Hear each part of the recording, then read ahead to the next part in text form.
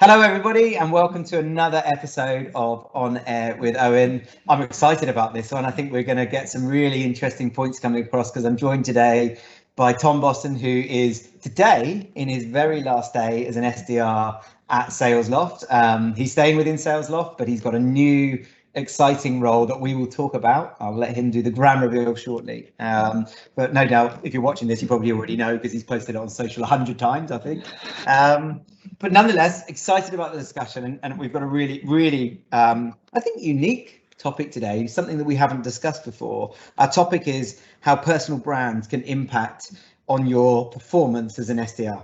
And I think if you know Tom already, you'll know that this is something that he absolutely practices, what he preaches. So very excited about the conversation. Tom, thank you very much for joining us today. How are things? Yes, great to be here. Thanks so much for having me on. As you said, last day as an SDR, so it's kind of the end of an era, but I'm looking forward to my new role and looking forward to talking through some ideas with yourself today, right? And getting to the bottom of it. Sounds good. Love it. Look, before we get into the topic, we'll get onto your new role during the conversation. So let's keep the watchers and the listeners just engaged for a little bit longer. They can wait that one out. Give us, for those of the people that don't know you, give us 2 minutes. Who's Tom? Who is SalesLoft? For people that don't know that already. Yeah, it's a great question. So my name is Tom Boston. I'm an SDR currently at SalesLoft, and recently I've been doing lots of social media content about life in sales. Tends to be funny, if I do say so myself. That's the kind of angle that I've gone down, with the aim of entertaining people, bringing a smile, and just getting the conversation going about sales and what it means to be in sales in the kind of new age of digital selling. SalesLoft, for those who don't know, is a sales engagement platform. We help sales reps to be more productive, more personalized, and close more deals. There's my pitch in a nutshell. You've done that before. You've done that before. I've got it written on my hand. Yeah. Now you can rub it off tonight. Well done. So, okay. All right. Now, On Air is about practical tips, giving people ideas. So if you're a sales leader, you should be taking some of this advice and thinking about it for your team. If you are an SDR right now, you should be thinking about how you can adopt this for yourself. Tom, what I'm interested to do is go back to the beginning, because clearly this is something that isn't every SDR does it, and it's also not a company here, you've got to go and do this. So something happened. There was a moment within Tom or within SalesLoft as a discussion that went, this needs to happen. Do you remember that, or was it organic? How did it start? Yeah, so it felt like it kind of came about because I wasn't really doing anything online, right? And I knew that it was probably a good idea to do something. I was reaching out to all of these people every single day, sending out LinkedIn connection requests, and they were viewing my profile, because you would, right? Who is this guy? Who is this person who wants 15 minutes of my time? And I realized that when they click on my profile, there's nothing really there to give them an insight into who I am or what I do. I might have posted a little bit here and there about SalesLoft and the fact that we'd launched in EMEA, shared some company material, but I've not really added my personality or kind of my enthusiasm into my profile. And I decided to go down the video route. I thought that would be a really quick way to get my face on my profile. And I just thought, I'll record a video once a week for however long I can maintain kind of doing a video every week. And that's how it started, right? I started by just going into a meeting room, because we were in the office back then, and just looking down the camera and trying to talk about sales. That was a little ropey to start, if I'm going to be completely honest. But again, failure is a huge part of the learning curve, right? I was kind of, I guess, trying to teach people about sales, and that didn't really sound right. So I switched it up quite quickly and decided to try and make content that would just entertain and then educate as a secondary, right? And when was that? So yeah, so really I've started doing the weekly videos in it was around October 2019. And after coming back from the Christmas break, I decided I'm just going to use humour, because I wasn't really happy with kind of what I'd done, and I've pretty much on and off, because again I've I might miss a week here and there, but on and off I've been doing it since. Love it, love it. So I know that if people haven't seen them, they're probably going to go on your LinkedIn profile and look. But for those people that haven't seen them, just give us a quick synopsis. What are the types of things that you do to entertain?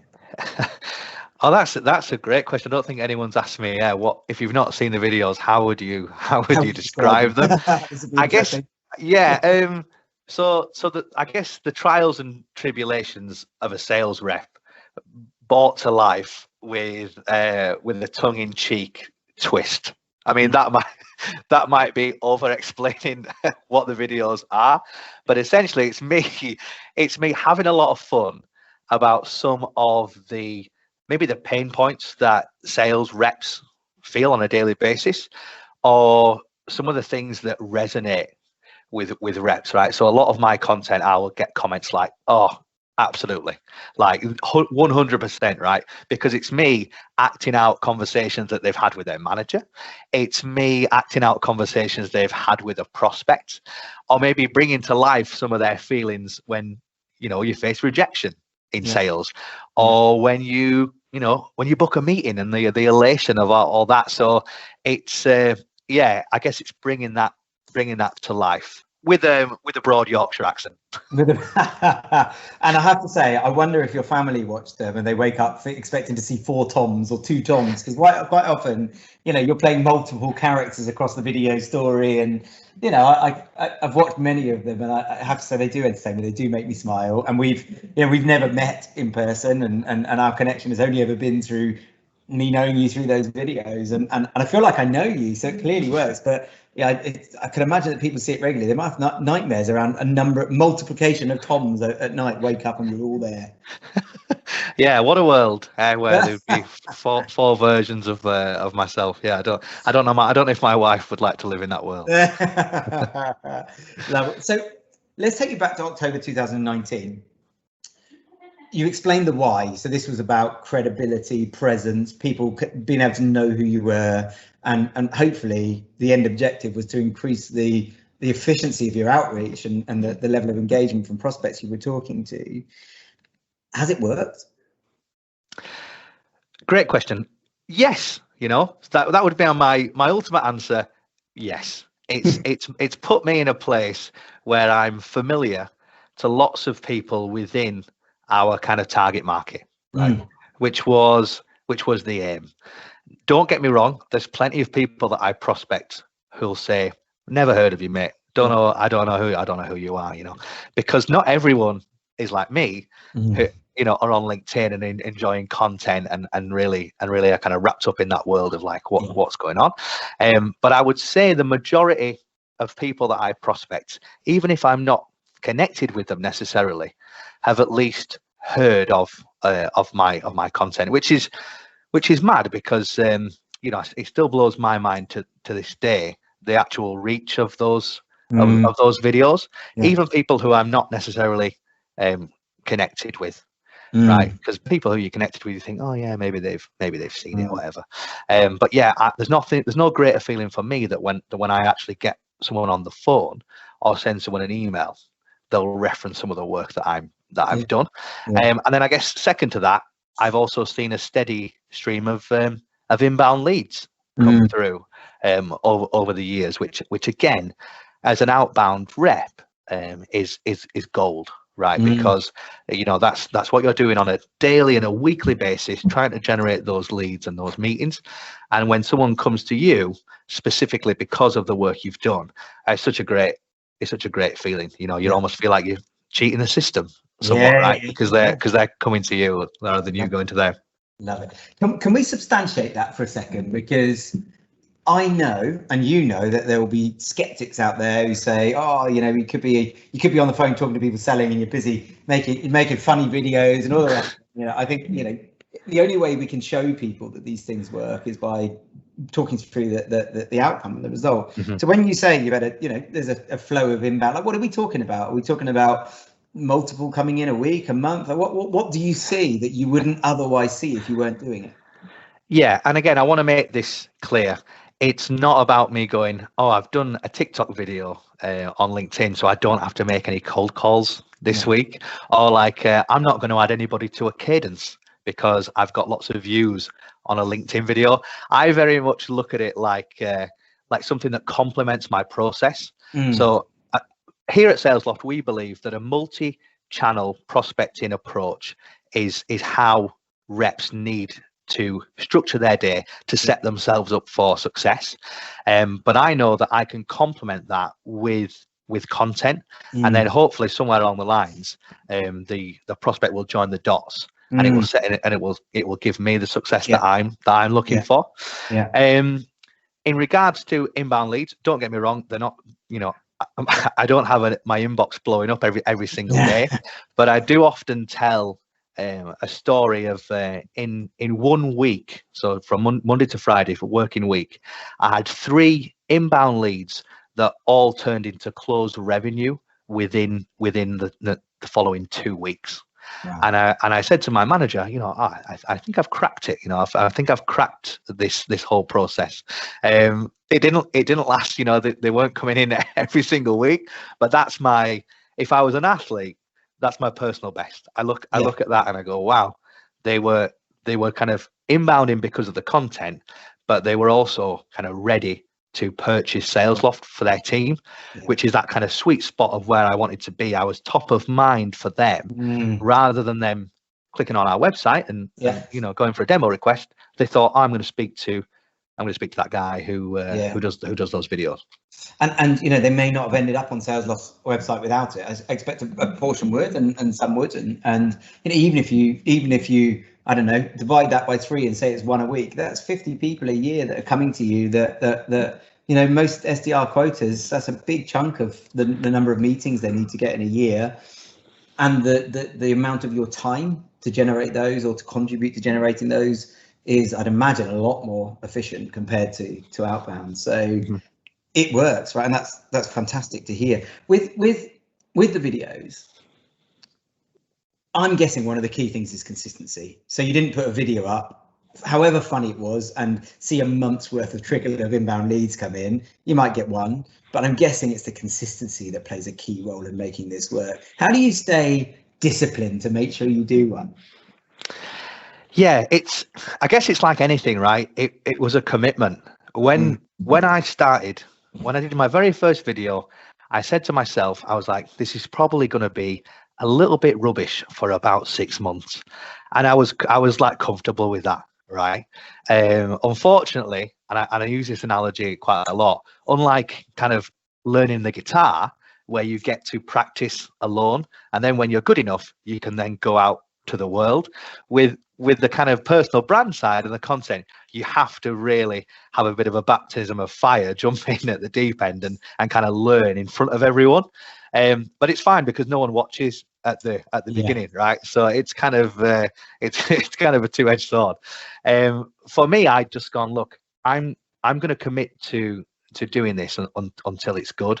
I also knew there was a gap in the kind of market, right? Because I saw a lot of content at the time, and I was thinking, well, there's not a lot of people who are putting out kind of entertaining weekly content that's really relatable about sales. And if I can teach people about sales engagement and SalesLoft kind of as a layer underneath that, then it's going to be like really beneficial for everyone. So yeah, I'm kind of disciplined in doing it. I don't have a lot of other hobbies, so I often describe myself as quite a boring person, so that helps, right? I'm not doing 5-a-side on a weekend, and I don't play golf. I have ideas about creating content online. Love it. How brutally honest of you. I like that. I'm not very interesting, so I focus on this instead. That's right. You've got it. Yeah, you've got it. I love the you, but it's brilliant. And you know what? I think so many people, particularly in white collar commerce and particularly in sales, take themselves too seriously. So it's so refreshing. And I think a lot of sales is about differentiation. It's about being different to all the other voices out there. And it feels like you've nailed that. It feels like you really nailed that because of the way you think. And I'm guessing it was pretty, it was pretty nerve-wracking the first couple of times you must have put it out. So how did you get over that first starting point? Yeah, I mean, to be completely honest with people kind of that you don't know, right? Because a lot of the people in my network, I don't know them. I'm connected with them on LinkedIn, but I don't have a proper relationship with them. And again, I'd often doubt myself before uploading content, especially in the early days, right? With things that I'd written, maybe a sketch here or there, and I'd be kind of sweating and thinking, like, oh, is this, what am I doing? Is this insane? But then I'd turn to my wife. She's really great at encouraging, and I'll just play it and I'll say, is this funny? And yeah, she's my kind of my gauge, right? For like, she's honest. Yeah, she's honest. Like she has told me before in the past, no, and I've gone, right, I'll not put that on, right? So it's great to have her. But yeah, what I often do is I'll just go on, if I'm ever doubting what I'm going to do, I'll go on LinkedIn and I'll kind of scroll through and I'll see a lot of kind of, I guess, like dry content or like, stuff that's like, sign up to our webinar, or like, do you want to buy this? Do you want to buy that? And I think, you know what? And I'll just think, I'm going to upload this because it's a little bit of joy in people's day. It's really lighthearted, and hopefully it can kind of make some people smile.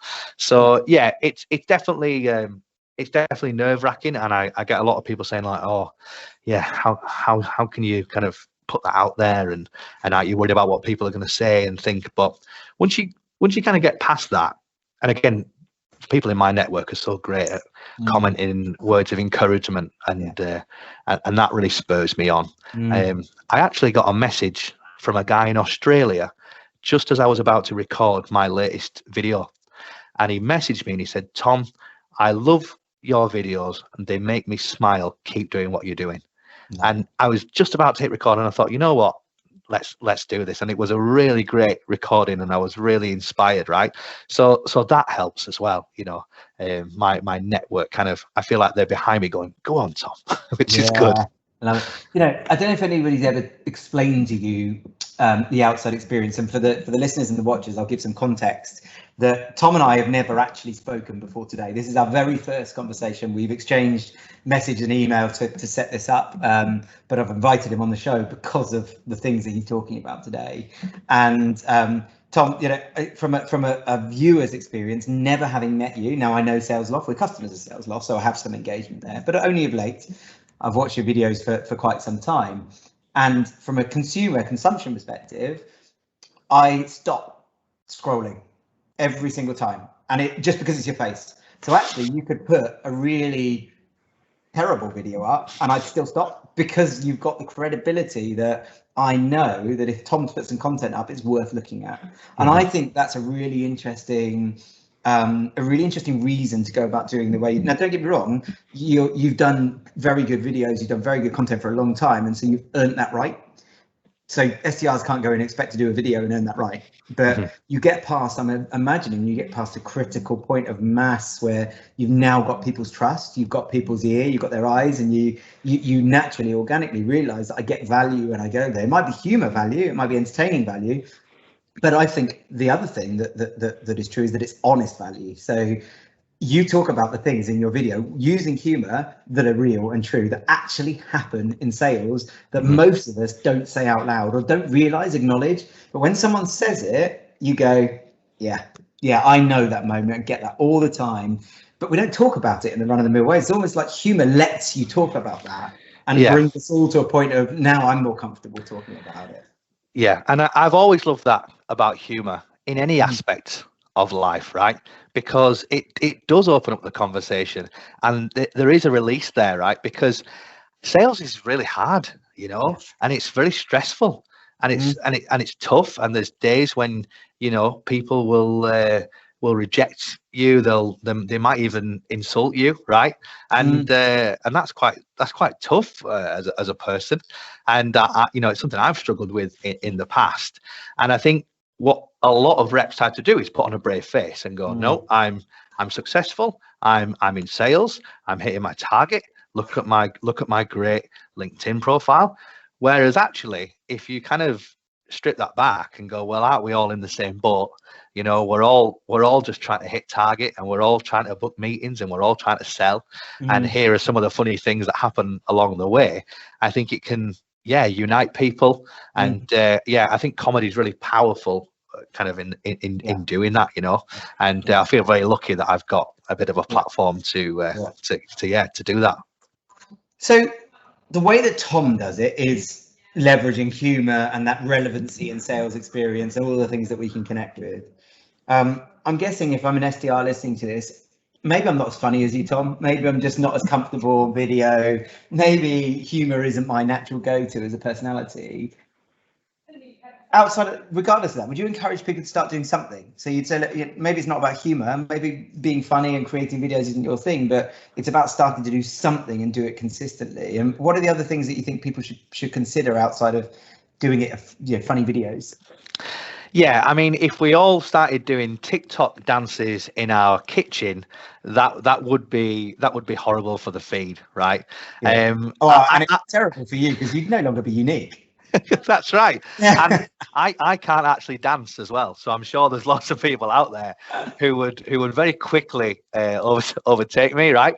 But yeah, to your point, I think there's a huge opportunity for people who are in sales to create content, and they might not even realize that it could be of value, right? If you think about how many cold calls a rep might make on a daily basis, right? And some of the stories and the learnings that are going to come out of that, you know, even if you just made a post that shared one learning, and you said, I'm going to do that every single week, right? And I'm going to be the person who shares their advice on cold call, maybe objections, right?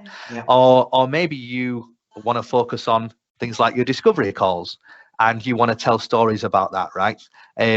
Even if it's just uploading one photo every single week of something that's helped you, or maybe something that you want to comment on, because I think where a lot of people fall down is they might share some content, but they don't really put themselves in it and kind of have their opinion on it, or what it means to them.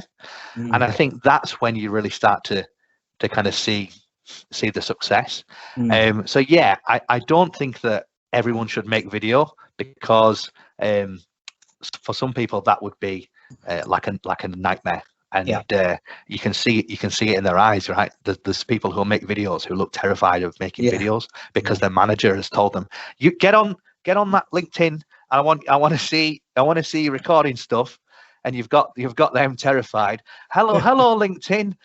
You know, and as a viewer, it's very uncomfortable to watch, because you're like, I don't know if this person really wants to be doing this, right? But again, I would encourage reps and people in sales to look at what they do on a daily basis. Where can I add value? And as we've talked about already, consistently post some form of content to try and add value to their network. And you'll be very surprised how quickly you get associated to doing what you do, right? Yeah. You know, I've been kind of branded as, oh, that's the guy who does those funny videos about sales, right? And again, I'm kind of really running with that. But again, we don't all have to make comedy videos, and I know that a lot of people in my network are so knowledgeable, and they could really add some value, but unfortunately, there's that kind of barrier with a lot of people, like, no one's going to care. Yeah. And have you always been a funny guy? So have you always used humor and been able to crack a joke here and there, or is it something you've had to sort of create? I mean, if you're funny, you're funny.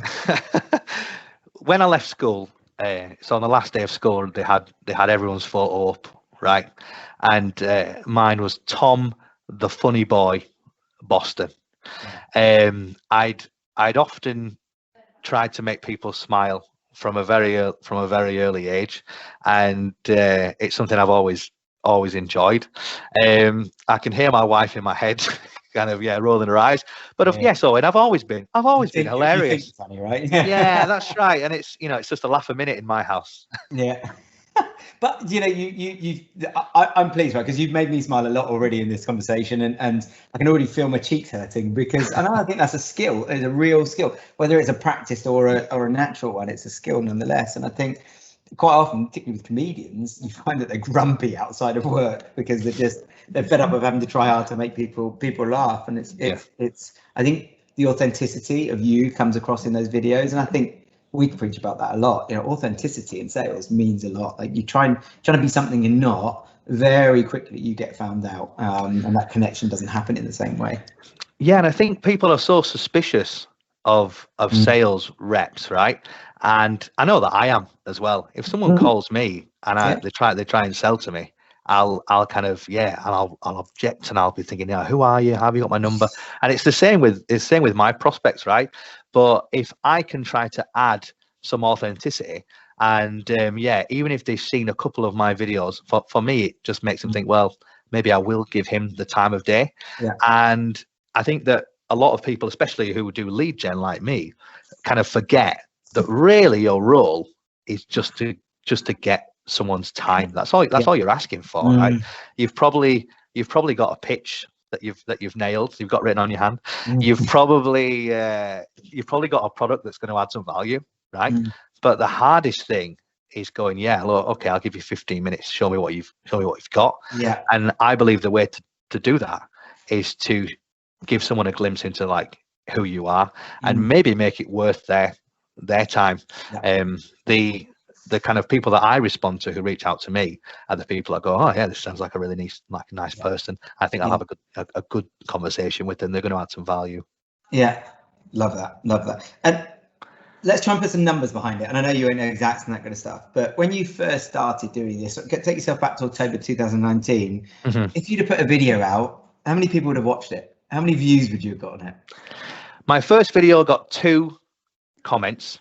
Ooh. They were both people from SalesLoft. One was Ollie Sharp, who you know.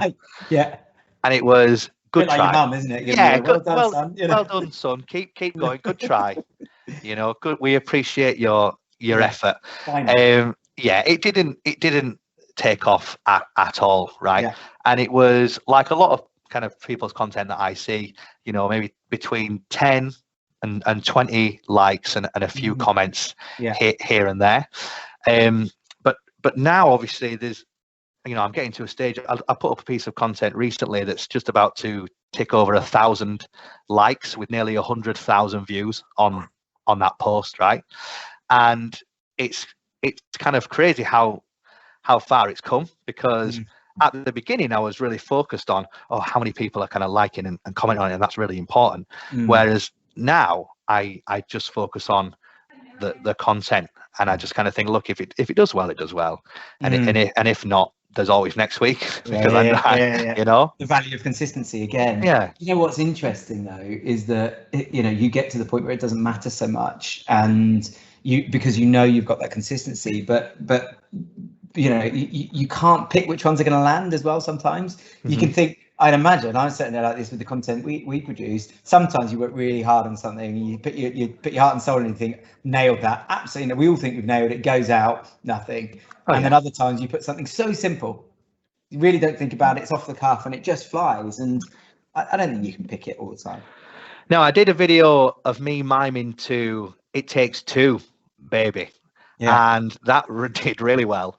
And I remember the week before I'd written what I thought was a really funny sketch, and I'd kind of, there was different characters and everyone had lines, and I'd spent a long time, maybe this word should be like this, and I remember thinking, the people just want me to mime to songs on TikTok, But again, it's like, well, you know what, that's fine, let's give people different types of content, see what lands and see what doesn't.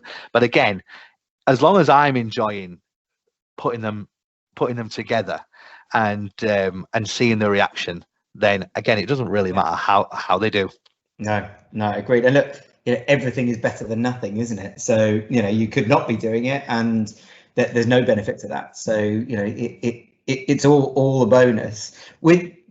just going into the I guess like the production of them, because I think some people will be thinking, right, okay, maybe I won't do the humor, maybe I won't do the miming, the TikTok dancing, that kind of stuff, but maybe I want to do it a different way. Where should they start? Is it an iPhone, film and up you go, or are there other things that you use practically to make sure you produce those videos? Yeah, so every video I've shot so far is on my iPhone. It's just an iPhone 11. It's nothing fancy. You know, it's a lot of people have that phone in their pocket right now. It shoots in great quality, which is always a good thing, right? And yeah, I would encourage people who want to get into it to just give it a go. You don't even need to necessarily do a lot of editing, right? Try and make sure that it's short and sweet. I think anything over 2 minutes, unless you're really confident in the content, if your video is starting to tick over 3, 4, 5 minutes, probably not a good idea, right? If you can edit the video to maybe cut out the ums and the ahs and make it flow a little bit, then absolutely.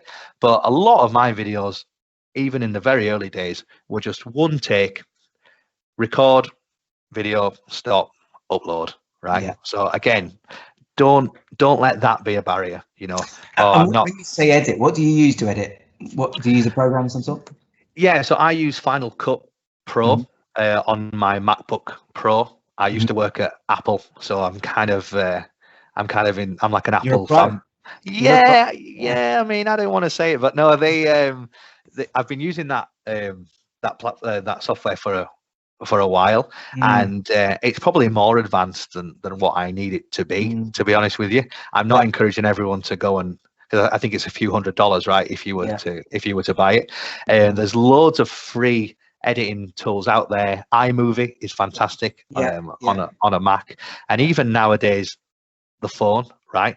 People are editing great videos on TikTok right from their mobile phone, right? While they're sat on the sofa, which is again a great place to be. So let's go back to the question, so or the statement, the topic that we're talking about, how personal brand can impact on your performance as an SDR. So how much better have your results been, do you think? Let's quantify it as a percentage or whatever, because you've done this. So I would say towards the end of my SDR role, probably the last kind of 5 or 6 months, at least 30% of my pipeline and my kind of closed business would have been as a result of a direct inbound, or someone that has referenced the fact that they've engaged with my content in the past. Which again is probably a statistic that I wouldn't be expecting when I first started, but now it's almost like two streams, right? It's the kind of the inbound side of things from LinkedIn, and then my outbound prospecting, and then there's some that are kind of a combination of the two. And I'm guessing that there's also an improvement in conversion from discovery to book and initial call to discovery and those sorts of things, because they go and research, they see the credibility, they see the personality, and they decide, yeah, I will, rather than no, I won't. I don't know that we'll be able to quantify that, because you wouldn't know necessarily, but anecdotally, any feedback on that? Do you think that there's an element of conversion rates getting better because they know you throughout that journey, even if they didn't know you for the reason to come to you in the first place?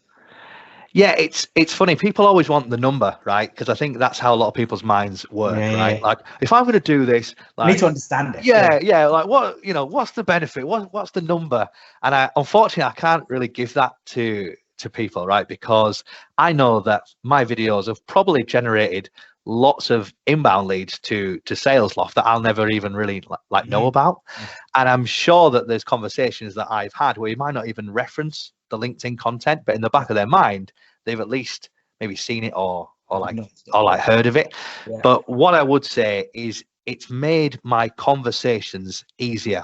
And for someone who has a background of being in sales for a long time, right? I've been in kind of B2B selling now for nearly 5 years. I used to sell gas and electricity. I used to cold call people up and try and sell them utilities. And it's just depressing to go, oh, no one wants to speak to me. No one wants to take my call. Want to have that conversation.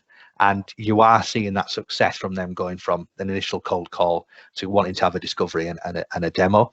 So it's almost like it's almost come full circle from how I used to look at sales. Yeah, it's it's amazing, and I think you touched on a really interesting point there, that actually we have no way of quantifying how many inbound inquiries have gone directly to SalesLoft because of seeing that consistent content or a moment of engaging, or actually, oh, who's this SalesLoft? Let's go and have a look. And yeah, the company will acknowledge that, the right company will acknowledge that, and they will recognize that actually that drives company-wide success forward rather than just individual success. So that's a really interesting, powerful point. Now, before we wrap up, you're going to tell us what your new role is? Well, it's quite a nice segue, because you just said that a good company would recognize that. Yeah. And I think SalesLoft are a great company, and I've actually gone, well, not only are we going to recognize that, but we're going to make a role around that, and we're going to kind of let you go and see what you can do, right? So my brand new role, which I will be in by the time this goes out, is social sales evangelist at SalesLoft. So I'm going to be preaching the good word of sales engagement on social media. So keep an eye out for my content, which is about to ramp up. Lots of exciting projects to come. I'm also going to be delivering workshops to customers on social selling, because people are so keen to know about that. Just like the conversation we've had, right? How do I get started? How do I get my reps to kind of do that? And what's the best way around that? I'm going to be working with the SalesLoft team around their personal brand and creating some in-house influencers. And I'm also going to be helping out with the social channels at SalesLoft too. So as you can probably hear, I'm very, very excited about this opportunity. I'm so grateful to SalesLoft for kind of for agreeing to this, and yeah, the fact that they created the role basically for me. I've never really come across that before in any company I've ever worked for. Well, kudos to SalesLoft and credit to you as well. Firstly, congratulations on being, we think, the first ever social sales evangelist titled person in the world. And what a job title that is. Maybe I'm wrong. I have to go and get on Sales Navigator after this and have a look. Yeah. From my perspective, it's a title I've never heard. And congratulations to SalesLoft on taking that pump, because I think it shows a really good company and a good culture to be a part of. And I wouldn't expect anything else from SalesLoft, to be fair. How are you going to feel about not being in sales? I'll be sad, and I know that's probably quite a funny thing to say, right? Because I think a lot of people who are in sales, want to eventually get out of sales. And going back to my very first days of sales, I'd probably thinking, oh, that's mad to say that you would actually kind of miss it, but I will be sad, because I really genuinely enjoy having great conversations with people about sales engagement and how their reps are kind of utilizing prospecting. So yeah, I'll miss my team. My team are fantastic, but equally, I'm kind of probably more excited about my new role than I am about being sad about leaving the sales org. Of course. And we're recording on Friday. You start the very next work day after the bank holiday on Tuesday, right? So you're in it, off and running. That's right. Yeah, I'm looking forward to getting started, right, and kind of learning the ropes. And yeah, if you're listening to this and you've maybe seen my content, but you've not kind of followed, this would be the time to hit that button, right? Because there's lots of things coming up in the next few months that you do not want to miss. Love that. So have we got Ollie Sharp dancing in a kitchen? That's what I want to know. Is that the next thing for SalesLoft? Owen, what did I tell you before we started recording? That was a surprise that I had for Christmas. The Christmas video is me and Ollie dressed as reindeer. I can't wait. Bring on Christmas. Maybe we should do Christmas in July just to bring it forward. I love that. Tom, look, firstly, thank you. I think on air is about talking about anything that covers revenue growth. And we've touched on this in the past, that sales and marketing work so closely hand in hand. Social selling is that real sweet spot in the middle, isn't it, where it covers the two very nicely. But what you've shown is that a sales rep can think about marketing, think about personal brand, and can grow revenue by embracing that and utilizing it. I think it's a fantastic story. Thank you for your contribution today. I hope that people listening and watching this have learned something. I certainly have. I've taken some good ideas. I won't be dancing in the kitchen anytime soon, but maybe I'll be a bit more brave with my content and put a bit more humour in there, and we'll see how that goes. Tom, if people want to get in touch with you, I'm guessing LinkedIn, get on and follow you is the best way to do that.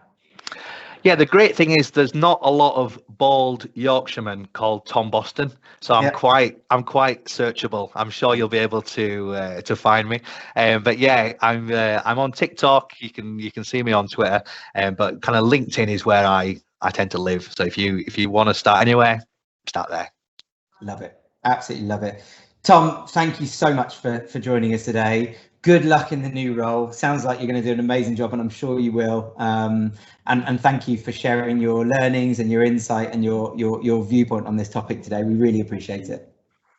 Thanks for having me on. No, it's been great. I really appreciate it. See you later. Cheers. Thanks, Owen. Bye.